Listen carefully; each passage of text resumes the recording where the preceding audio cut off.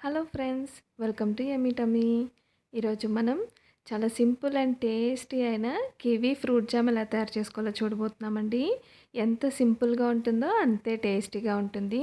ఇది మనమే ఇంట్లో చాలా ఫ్రెష్గా తయారు చేసుకోవచ్చండి, బయట కొనుక్కునే పని లేకుండా. బ్రేక్ఫాస్ట్ చేయాలి అని అన్నప్పుడు బ్రెడ్ అండ్ జామ్ తీసుకోవడం ఎక్కువ అలవాటు కదండి.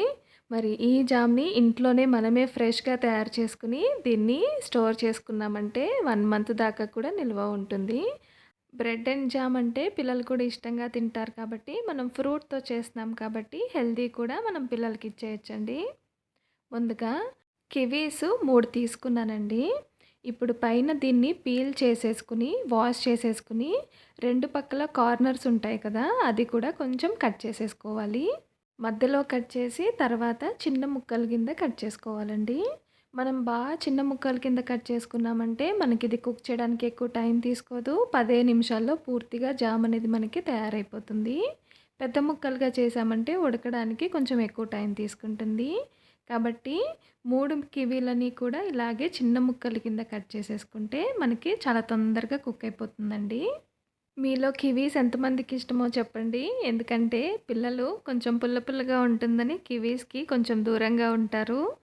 అదే మనం జామ్ కింద తయారు చేసామంటే స్వీట్‌గా ఉంటుంది కాబట్టి వాళ్ళు కివీ ఫ్రూట్‌ని కూడా తింటారండి. ఈ విధంగా ముక్కలు కట్ చేసుకున్నాక ఇప్పుడు కడాయి పెట్టుకొని ఈ ముక్కల్ని యాడ్ చేసేసుకోవాలి.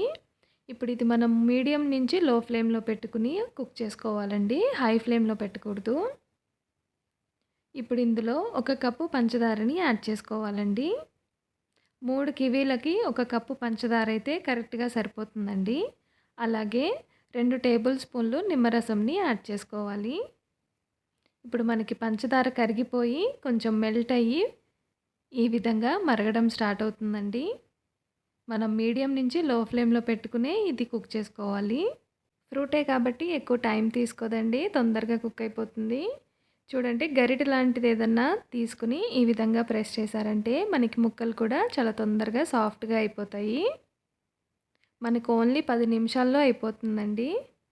చూడండి, ఈ విధంగా కొంచెం ప్రెస్ చేసుకుంటే మనకి ముక్కలన్నీ కూడా సాఫ్ట్‌గా అయిపోయాయి కదా.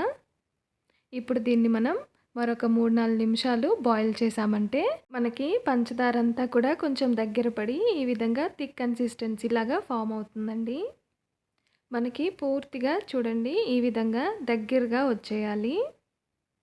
మనకి ఒక 5 నిమిషాల్లోనే మనం ఇలా మీడియం ఫ్లేమ్‌లో పెట్టుకొని కుక్ చేసామంటే మనకి ఈ కన్సిస్టెన్సీ వచ్చేస్తుందండి. ఇప్పుడు ఆఖరిగా green colour food colour add చేసుకోవాలి. ఇది కంప్లీట్‌గా ఆప్షనల్ అండి, చూడ్డానికి కలర్‌కి మాత్రమే. ఇంట్లో మనం ఫ్రెష్‌గా చేసుకుంటే మనం కలర్ ఏసుకోవాల్సిన అవసరం లేదు. మనకి ఇలా చేసేటప్పుడే మనకు అర్థమైపోతుందండి, ఆ జిగురు అనేది స్టిక్కీగా మనకి గరిటెకి అంటుకుంటూ ఉంటుంది. చూడండి, ఇది పర్ఫెక్ట్‌గా కుదురుతుందండి కన్సిస్టెన్సీ. మనకి కొంచెం చెక్ చేసుకోవాలి అనంటే కొంచెం ఈ విధంగా బౌల్‌లో వేసుకొని ఇలా చెక్ చేసుకున్నామంటే మనకు అర్థమైపోతుంది. 100% పర్ఫెక్ట్ జామ్ అండి. మీకు ఫ్రూట్‌తో మనమే ఫ్రెష్‌గా చేసుకుంటాము, చాలా టేస్టీగా ఉంటుంది. మీకు ఈ టేస్ట్ చాలా బాగా నచ్చుతుంది.